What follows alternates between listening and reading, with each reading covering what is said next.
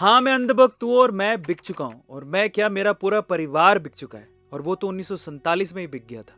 क्यों और कैसे और कितने पैसों में बिका, जानना चाहते हो तो इस वीडियो को पूरा देखना अगर हिम्मत है तो। अब वीडियो शुरू करने से पहले मैं मेरे हिंदू भाइयों से कुछ कहना चाहता हूँ, स्पेशली उन हिंदू भाइयों से जो मेरे कमेंट सेक्शन में आके गालियां लिखते हैं। देखिए, मेरे दादाजी ना एक बात बोलते थे। वो कहते थे कि हिंदू धर्म के लोग बहुत ही बढ़िया हैं, लेकिन उनके साथ सिर्फ एक समस्या है कि वो भूलते बहुत जल्दी हैं। जनवरी में भगवान श्री राम का मंदिर जब बना था ना, तब इंस्टाग्राम पे रील्स की, फोटोज की, भगवान श्री राम के पोस्ट की बाढ़ आ गई थी। भाई साहब, सब सनातनी बन गए थे टीका लगा के। तब बिलीव नहीं करोगे, मुझे ऐसा लगता था कि अब सनातन धर्म के मानने वाले लोग जाग गए, हिंदू जाग गया। लेकिन 2 महीने बाद ही ये हिंदू मोदी और मोदी का नाम लेने वाले और मोदी को सपोर्ट करने वालों को गालियां निकाल रहे हैं। इसीलिए मेरे दादाजी कहते थे कि वो भूलते बहुत जल्दी हैं। और अफसोस की बात क्या है पता है? जो लोग पहले डीपी तक में भगवान श्री राम की फोटो लगा लिए थे, उनमें से कुछ लोग भगवान श्री राम की फोटो हटा के अब उस जर्मन शेफर्ड की फोटो लगा के बैठे। बाप रे। और अगर अब तुम्हें याद आ गया है कि वो भगवान श्री राम का मंदिर किसने बनाया था, कि उसका सपोर्ट तुम लोगों को करना है, तो आज ये वक्त आ गया है जागने का। मैं तुमसे कहता हूं कि अब वीडियो देखने के बाद कमेंट सेक्शन में जो हमें अंधभक्त कहे, जो मोदी नाम से गाली निकाले, उसको करारा जवाब तुम लोगों को देना है। अब शुरू करते हैं। 1947 में जब इंडिया पाकिस्तान का सेपरेशन हो रहा था ना, तब मेरे दादा और परदादा पाकिस्तान में थे। हमारी पुश्तैनी जमीन थी वहां पे। सेपरेशन के टाइम पे उनके सामने 2 ऑप्शन थे, या तो वो पाकिस्तान में ही रहते या फिर वो हिंदुस्तान आते। बाय द वे, मैं आपको बता दूं कि हम हिंदू नहीं हैं, हम अरोड़ा पंजाबी हैं। ना ही तो हम माइनॉरिटी हैं, ना ही हम हिंदू हैं। तो हमारे दादा परदादा पाकिस्तान में चाहते तो रह सकते थे, लेकिन उन्होंने किसको चुना पता है? उन्होंने हिंदुस्तान को चुना। जब उनसे पूछा गया ना कि क्यों आप हिंदुस्तान आए, हम भी पूछते थे अपने पापा से, फिर पापा ने दादाजी से पूछा था कि भैया आप हिंदुस्तान क्यों आए, तो जवाब क्या मिला पता है? वो कहते कि उस वक्त वो लोग जिस तरह से हिंदुओं को काटते थे ना, हमें समझ में आ गया था कि आज नहीं तो कल हमारा भी नंबर आ सकता है। और वो गलत नहीं थे। आप 1947 का पाकिस्तान का जनसंख्या का डेटा निकाल के देख लो। 1947 के सेपरेशन के टाइम पे पाकिस्तान में हिंदुओं की संख्या थी 20%, लगभग 20%। लेकिन आज के समय कितनी है पता है? 1% से भी कम। कहाँ गए सारे हिंदू? या तो वो धर्म परिवर्तन हो गया उनका, या मार फेंक दिए गए। और ऐसे कुछ हमारे साथ भी होता। सही नहीं थे हमारे दादा? वो सही थे। और उसके बाद हम हिंदुस्तान आए, रिफ्यूजी कॉलोनी से, जीरो से हमारे दादा परदादाओं ने शुरुआत की। छोटे से घर में हम सभी लोग रहते थे और वहां से निकल के मैं यहां तक पहुंचा हूं, अपनी मेहनत से, बिक के नहीं। हमारे दादा परदादा अपनी पुश्तैनी जमीन छोड़ के, अपना घर बार छोड़ के पाकिस्तान से हिंदुस्तान आए थे। मेरे बाप दादाओं को भी पता था कि हिंदू धर्म से बड़ा कोई लिबरल धर्म है ही नहीं, और इसी वजह से उन्होंने हिंदुस्तान को चुना, और इसी वजह से हम सब लोग बिक गए। तो आप लोग बताओ कि हम क्यों ना बने ऐसे बंदे के लिए अंधभक्त जो हिंदू धर्म को सर्वोपरि मानता हो। और जब तुम लोग हमें कमेंट सेक्शन में गालियां देते हो और बिकाऊ बताते हो ना, तो तब तुम उस हर इंसान को गाली दे रहे होते हो जो पाकिस्तान से प्रताड़ित होके हिंदुस्तान आया था। तुम हर उस कश्मीरी पंडित को गाली देते हो जो कश्मीर से खदेड़ा गया था, और तुम हर उस सिख को हो जो 1984 के दंगों में था। और कमेंट में अंधभक्त लिखने वाले हिंदुओं, अगर तुम लोग ये सोच रहे हो कि ये सब तुम्हारे साथ नहीं हो सकता, कि नहीं ये तो बहुत पुरानी बात है, 1947 की बात है, वो सब फिटना अब थोड़ी होगा, तो एक बार गूगल पे जाके बंगाल, कर्नाटक और केरला में हिंदुओं की हालत पर रिसर्च कर लो, तुम्हें पता लग जाएगा।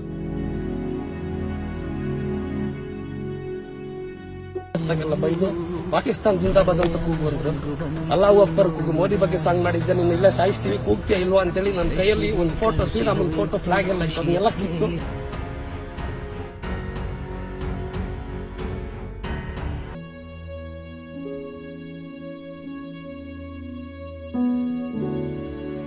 अब एक सवाल और है कि तुम्हारा जर्मन शेफर्ड इनके ऊपर वीडियो क्यों नहीं बनाता?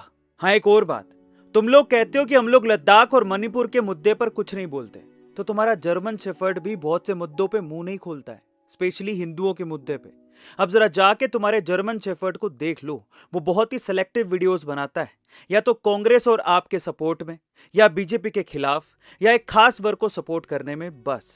जाके कभी उससे पूछना कि उसने कभी संदेश खाली में जो हुआ उस पे वीडियो बनाया है। आपके ऊपर खालिस्तान समर्थकों से पैसे लेने के मामले पे उसने कभी वीडियो बनाया है। बंगाल के शिक्षा घोटाले पे उसने कभी वीडियो बनाया है। कर्नाटका में 100 करोड़ वक्फ बोर्ड को दे दिए गए और मंदिरों पे टैक्स लगाने की कोशिश की गई, उस पे वीडियो बनाया है। हनुमान चालीसा गा रहे एक हिंदू पे FIR हो गई, उस पे वीडियो बनाया है। कर्नाटक के नेहा नाम की लड़की जिसके कांग्रेसी पिता खुद कहते हैं कि लव जिहाद की वजह से उसको गया, उस पे उसने कुछ बोला। तमिलनाडु में सनातन धर्म को वायरस बोला गया, उस पे वीडियो बनाया। या राम मंदिर, कश्मीर का कायाकल्प, धारा 370, रेलवे का कायाकल्प, इनमें से किसी भी मुद्दे पर वो मुंह खोलता है क्योंकि वो खुद उतना ही और वैसा ही बोलता है जितना उसके आका बोलने को कहते हैं। समझो। ठीक है, हम लोग अंधभक्त हैं, पर क्या ये मुसलमान भी अंधभक्त है जो ये कह रहा है कि हमें मोदी दोबारा प्रधानमंत्री के तौर पे चाहिए? सुनिए। हमारी सारी मुस्लिम बहनें जो हैं वो खुले तौर से मोदी जी के साथ हैं। इतना दूरी है ना खाई है, मोदी हमारा भाई है। अब की बार ये ठाना है कि 400 पार करके मोदी जी और जिताना है। हिंदू मुस्लिम करती है। अरे भाई, सबसे पहले योजना का लाभ आज किसी को अगर मिल रहा है तो वो अब्दुल लाइन में लग के लेता है। और चाहे कोई भी प्रधानमंत्री उज्ज्वला गैस योजना हो, आवास योजना हो, ग्रामीण शौचालय की मैं बात कर रहा हूँ, जहाँ पर हमारी बहन बेटियाँ खुले में शौच के लिए जाती थी। शाम को 6 बजे 7 बजे इंतजार करना पड़ता था। 70 साल कांग्रेस की सरकार थी, उसने कभी इस बारे में नहीं सोचा। क्या ये मौलाना भी अंधभक्त है जो पूरी मोस्क में ये अनाउंसमेंट करवा रहा है कि अब की बार दोबारा से मोदी सरकार? क्या पाकिस्तान के लोग जो ये कहते हैं कि हमारा वजीर आला भी मोदी जैसा होना चाहिए, वो भी अंधभक्त है क्या? हमें मोदी मिल जाए, हमें तो नहीं नवाज शरीफ चाहिए, ना बेनजीर चाहिए, ना हमें इमरान खान चाहिए, कोई भी नहीं, जनरल मुशर्रफ भी नहीं चाहिए। हमें सिर्फ प्राइम मिनिस्टर मोदी चाहिए जो इस मुल्क के टेढ़ों को सीधा करे। अब यहाँ दुख की बात यह है कि माइनॉरिटीज चाहते हैं कि मोदी वापस आए, लेकिन कुछ हिंदू ये नहीं चाहते कि मोदी वापस प्रधानमंत्री बने। वो भी सिर्फ इसलिए कि जर्मनी में बैठा एक बंदा ये कह रहा है कि डिक्टेटरशिप आ गई है। वाह, क्या बात है। अब तो मेरा इतिहास जान के तुम्हें समझ में आ गया होगा कि मैं और मेरा परिवार क्यों बिका। अब तुम्हारे जर्मन शेफर्ड की भी बात कर लेते हैं। एक वीडियो देख रहा था मैं उसकी, इसमें वो कहता है कि 12th करने के बाद उसके पिताजी, उसके पापा खुद कहते हैं कि हिंदुस्तान के 3rd क्लास कॉलेजों में पढ़ने की बजाय अच्छा है कि तू बाहर चला गया। फिर उसे बाहर भेजा गया, जर्मनी में उसने पढ़ाई करी, वहीं पे ही वहीं की लड़की से क्रिश्चियन तौर तरीके से उसने शादी करी। तुम उससे कैसे उम्मीद कर सकते हो कि वो हिंदुस्तान के बारे में सही बताएगा, हिंदुओं के बारे में सही बताएगा, भारत की किसी भी चीज के बारे में सही तरीके से आकलन करेगा? यही मूर्खता है तुम लोगों की। और कभी कभार मुझे ना जो कमेंट में हिंदू, चलो दूसरों का तो समझ में आता है, जो हिंदू कमेंट में गलत गलत लिखते हैं उन पे तो मेरे को हंसी आती है। जिस दिन गजवाए हिंद हो गया, कट हो गए, और उस वक्त तुम कहां जाओगे? हमारे दादा परदादाओं के पास तो फिर भी ऑप्शन था हिंदुस्तान का, लेकिन हिंदुस्तान में जिस दिन गजवाए हिंद हो गया, तुम कहीं के नहीं रहोगे। एक बात सुन लो तुम लोग, हिंदुओं के लिए सिर्फ पूरी दुनिया में एक ही देश है और वो है हिंदुस्तान, और उनके अस्तित्व को ऊपर तक ले जाने वाला सिर्फ एक ही इंसान है और वो है नरेंद्र मोदी, जिसको तुम कमेंट में भर भर के गालियां निकालते हो। और जो लिखते हैं ना कि कमेंट में अभी अनसब्सक्राइब करके जा रहे हैं, भाई तुम जाओ, तुम्हारे जैसे लोगों की जरूरत ही नहीं है मेरे को। तुम अभी जाओ अनसब्सक्राइब करके, क्योंकि जो हिंदू अपने देश का ना हो सका, मोदी का ना हो सका, जिसने हिंदुस्तान के लिए, इस भारत के लिए क्या क्या किया है, वो मेरा क्या होगा? मुझे जरूरत ही नहीं है। अब आते हैं तुम्हारे दूसरे इल्जाम पर, जिसमें कमेंट सेक्शन में तुम लोग लिख रहे हो कि मैंने पैसा खाया, या बीजेपी से मैंने कितनी दलाली ली। नहीं, मजा आ रहा है ना? या फिर क्रिएटर अवार्ड में मुझे बेस्ट क्रिएटर का अवार्ड चाहिए, इस वजह से मैं ऐसी वीडियो बना रहा हूं। बहुत बढ़िया, बहुत ही बढ़िया। तो मैं उनको जवाब देता हूं अभी। हाँ, मैं क्रिएटर अवार्ड में गया था, और मैं आपको बता देता हूं कि क्रिएटर अवार्ड में मैं राम मंदिर की प्रतिमा लेकर गया था, भगवान राम की मूर्ति लेकर गया था, सिर्फ इस उम्मीद से कि मेरे को एक बार, सिर्फ 1 मिनट के लिए ही नरेंद्र मोदी जी से मिलने का मौका मिल जाए, उनके पांव छूने का मौका मिल जाए, मैं उनको ये भेंट दे दूं। बस इतनी सी मुलाकात मुझे उनसे करनी थी, मुझे किसी अवार्ड का लालच नहीं था। वहां पर मैं गया, आगे खड़ा रहा, लेकिन मुझे मौका ही नहीं मिला उनसे। जिस ब्यूरोक्रेट से मेरी बात चल रही थी, मैंने उनसे रिक्वेस्ट करने के लिए फोन किया, उसने मेरा फोन ही नहीं उठाया। तो आप जानते हैं कि मैं उस कॉरिडोर से निकलकर सीधा होटल गया और सीधा फिर उसके बाद घर आया। आते ही सबसे पहले मैंने माई गवर्नमेंट के इंस्टाग्राम हैंडल को अनफॉलो किया। इतना गुस्सा था मैं उस टाइम पे कि मैं 1 मिनट के लिए भी मेरे आइडियल से मिल नहीं पाया, या मुझे मौका ही नहीं मिला। इतना गुस्से में था। लेकिन गुस्सा गद्दारी को जन्म नहीं देता। हमारे खून में हम गद्दार नहीं है। हम किसी से गुस्सा जरूर हो जाएंगे, लेकिन देश से गद्दारी नहीं करेंगे, बिकेंगे नहीं। मैं और मेरा YouTube चैनल कल भी हिंदुस्तान के लिए था, आज भी हिंदुस्तान के लिए है, और कल भी हिंदुस्तान के लिए ही रहेगा। और मुझे कोई परवाह नहीं है ऐसे सब्सक्राइबर्स की। प्लीज जाओ, जो कभी हिंदुस्तान को समझ ही नहीं सके। अब ये तो रही मेरी बिकने की बात, अब आते हैं तुम्हारे जर्मन शेफर्ड के बिकने की बात। अगर तुम लोग ये सोचते हो कि वो तो साफ सुथरा है, वो नहीं बिका हुआ, वो बिल्कुल ईमानदारी से वीडियोस बना रहा है, तो मुझे कुछ चीजों का जवाब दो। ऐसा कैसे हो सकता है कि वो चुनावों के समय में सिर्फ एक ही आदमी को टारगेट कर रहा है? कभी सोचा है? उसकी वीडियोस खोल के देखो, मोदी मोदी मोदी मोदी मोदी, सिर्फ उसके खिलाफ ही वो वीडियो बना रहा है। क्या ये किसी प्रोपेगेंडा से कम नहीं है? इतनी फ्रीक्वेंटली वीडियो डाल रहा है, मुद्दे और भी हैं। वो पहले और भी वीडियोस बनाता था। मैं खुद बताता हूं, मैं खुद उसके वीडियोस का फैन था, लेकिन अभी नहीं हूं, क्योंकि वो खुद साजिश कर रहा है। कैसे साजिश कर रहा है? मैं एक लाइन बोलता हूं, जो आप उसके कमेंट सेक्शन में जाके उससे पूछ लो कि इसकी सच्चाई बता, वो बता दे तो मैं गारंटी देता हूं। उसको बोलना इंडिया सैम, यूएस जोई, और उसके बाद तेरे अकाउंट में डॉलर से जो पेमेंट आई, तू अपना बैंक अकाउंट से अपने डॉलर के पैसों का हिसाब दे दे भाई, मैं मान जाऊंगा। हमें भी पता है कि वो कहां से स्क्रिप्टें लिखवाता है,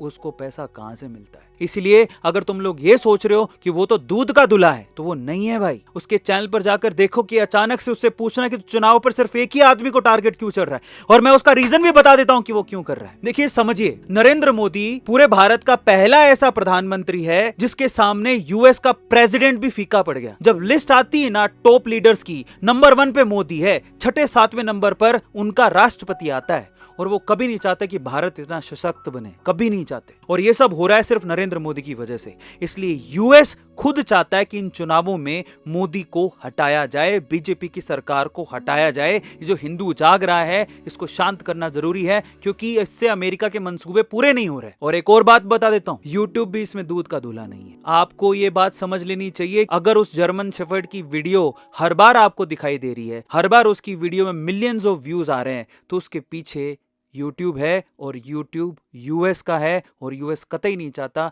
कि इंडिया में मोदी की सरकार बने। ये है सच्चाई। और अगर अभी भी आपकी आत्मा नहीं जागी, तो बेटा तुम राम भरोसे हो। आप सब लोगों ने मिलके मेरे चैनल को गिरा दिया, बहुत बढ़िया। लेकिन मैं आपको एक बात बता देता हूं कि मेरे देश के लिए और नरेंद्र मोदी के लिए ऐसे हजारों चैनल कुर्बान हैं। और लास्ट में क्रिएटर अवार्ड में आए 3-4 हजार इन्फ्लुएंसर से भी कहना चाहता हूं, भाई साहब, वहां पर आके मोदी जी से या फिर क्रिएटर से सेल्फी लेके, प्रोग्राम को एंजॉय करके या अपने प्राइज लेके आप लोग निकल लिए। और जब सपोर्ट देने की बारी आई, जब जरूरत पड़ी, तो आप में से कोई भी आगे नहीं आ रहा। पता है क्यों? क्योंकि सबको इस जर्मन शेफर्ड के फैन से बड़ा डर लग रहा है, क्योंकि ये लोग आके कमेंट सेक्शन में गंदी गंदी गालियां लिखेंगे। इस वजह से कोई भी इस पे अपना हाथ मारना नहीं चाहता। लेकिन ये समझ लो कि यही समय है जब आपके आवाज उठाने की जरूरत है, क्योंकि अगर आज आवाज नहीं उठाई ना, तो ये सारे युवाओं का ब्रेन वॉश कर देगा, सिर्फ अपने पैसों की कमाई के लिए। लास्ट में जाते जाते ना मैं आपको एक बात बोलता हूं। मैं बार बार, कम से कम 2 से 3 बार मैंने अभी बोला कि उस नरेंद्र मोदी ने भारत के लिए बहुत कुछ किया है।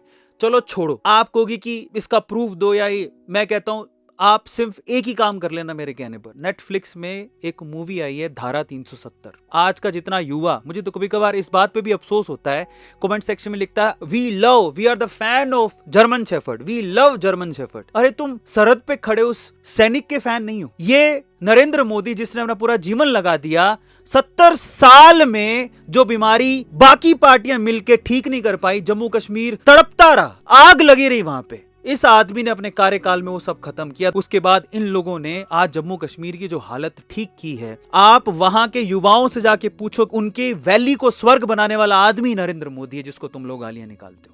और अगर विश्वास नहीं होता ना, तो ये सब परिवर्तन कैसे आया? धारा 370 नाम से नेटफ्लिक्स पे मूवी है, नंबर 1 पे ट्रेंड कर रही है। एक बार जाके देख लेना, तुम्हारी आंखें नहीं खुल जाए ना तो मेरा नाम बदल देना। फिर भी भाई साहब तुम्हें समझ में ना आए, राम राम है, अनसब्सक्राइब करो और अभी चले जाओ। जय हो।